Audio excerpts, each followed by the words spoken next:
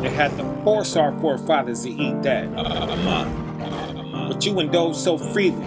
Not only do you indulge, but you get all up in arms and defend it. Don't you know our forefathers would die before they eat a pig? They did die. They literally chose death. They chose death before they would even tell a lie to our peoples and just say they ate it, because they didn't want to trick our people into eating it either. Straight soldiers. No compromise whatsoever. None. No compromise. Shout out forefather Elizar. Like, nah, you just gonna have to kill me. No compromise. Do you know what we had to go through before we eat that pork?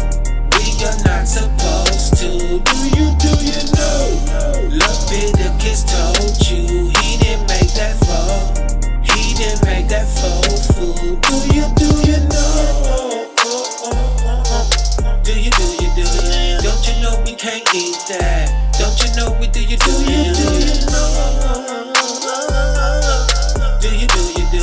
That's abominable to you. Don't you know it? Do you? Yeah. An abomination.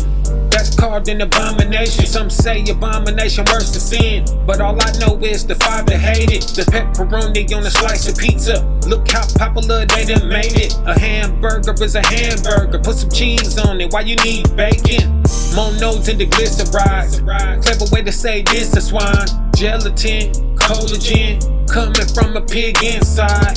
Pig fat in your cosmetics, your lotions in your hair care. You got no idea you in the bathroom doing rituals, rub it in there. Cause these are the same things they do in the basements of they Catholic churches. With your kid you ain't seen since you had to file for that missing persons. Rub a dub in the tub of blood. Drink it like Kool-Aid, shoulder shrugs. Keep the most high and other disgust. Sneaking in the bottle, now it's done by us. Man, these heathens is gross, and this Bible is the opposite of them. Father shook us, we both, and you still can't figure out why we love them. Nothing new under the sun. Tell them we back after falling from them. Dietary law truth.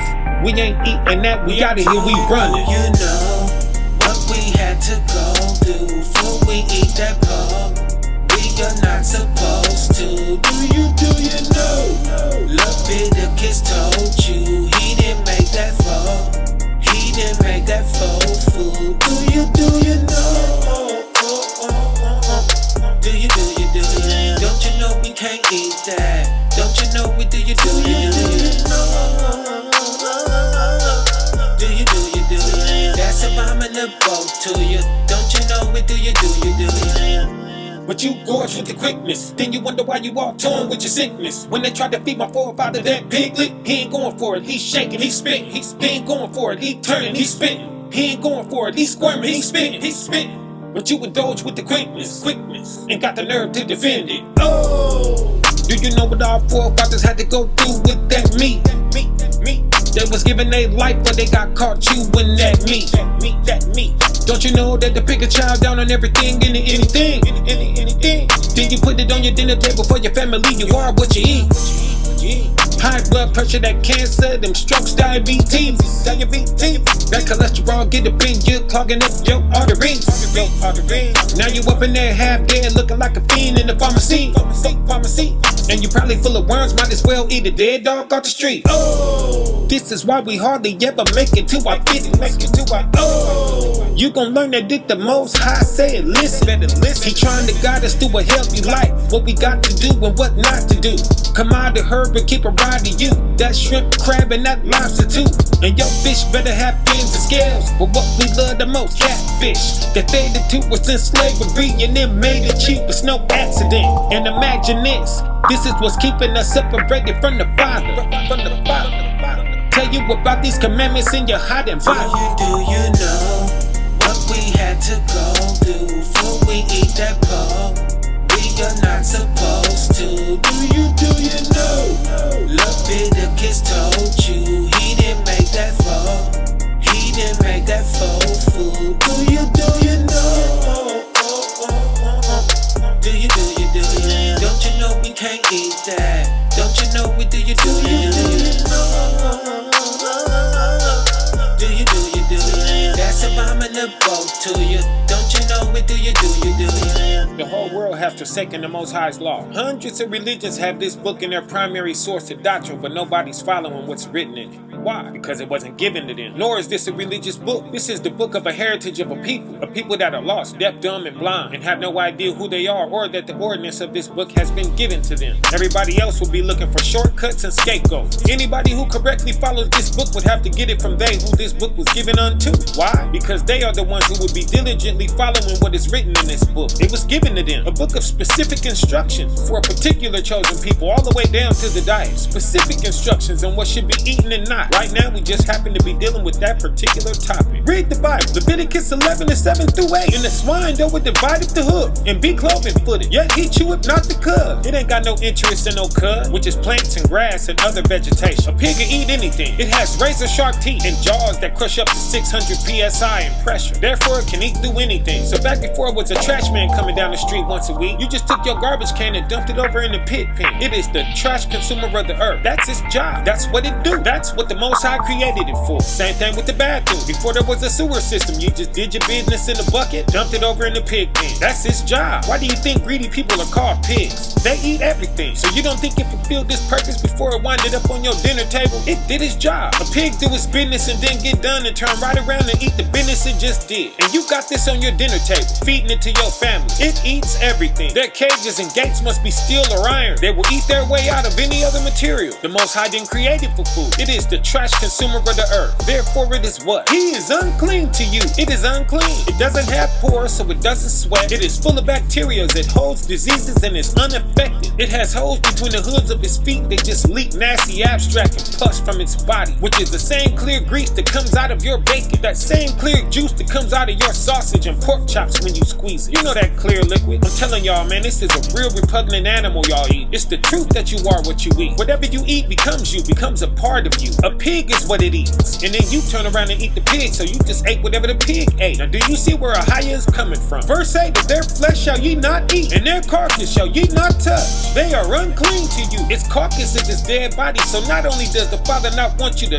eat it, but he don't even want you to touch it after it's dead. Now let's get a quick precept of this. Still in the law, let's go. Deuteronomy 14:8. And the swine, because it divideth the hoof, yet cheweth not the cud. It is unclean unto you. Ye shall not eat of their flesh, nor touch their dead carcass. Kabang, there it is again there. This book and every word in it is the truth, from the law to the prophets to the gospel. So the wicked rulers of this earth who has dominion over this world for a time is set up against it. So they're going to tell you that it's okay to eat this abominable meat. And they're going to teach all their bishops and scholars and pastors to teach that it's okay to eat this meat. They are liars. Our forefathers in obedience to the Most High took this dietary law very, very serious. You couldn't get them to eat no pig. Nah, they wasn't doing it. No, they would choose death first. 2 Maccabees chapter 6:1. Not long after this, the king sent an old man of Athens to compel the Jews to depart from the laws of their fathers and not to live after the laws of the Most High. So you see this? They have always tried to get us away from the Most High's law, statutes, and commandments. It's the same thing today. Ain't no difference. They have always worked to get us to sin and anger our Father in heaven. This makes the Father take his power away from us. Then they can conquer us and become the authority and rule over us. Therefore, the world is by default delivered into their hands. And once they get that dominion, what must they do to keep it? Right, they gotta keep us in it. That's why everywhere you go and everywhere you look, you find yourself being compelled to do something that's against the ordinance of the Most High's commandment. They purposely got us breaking every law that is written therein. What's one of the main things they was doing to get us to anger the Most High? Jump down to verse 9. Verse 9, and whoso would not conform themselves to the manners of the Gentiles should be put to death. So they was threatening us with death if we refused to eat this abominable meat that they was forcing on us. Let's get our forefather Eleazar, the Levite. Jump down to 18. 18, Eleazar, one of the principal scribes, an aged man of a well-favored countenance, was constrained to open his mouth.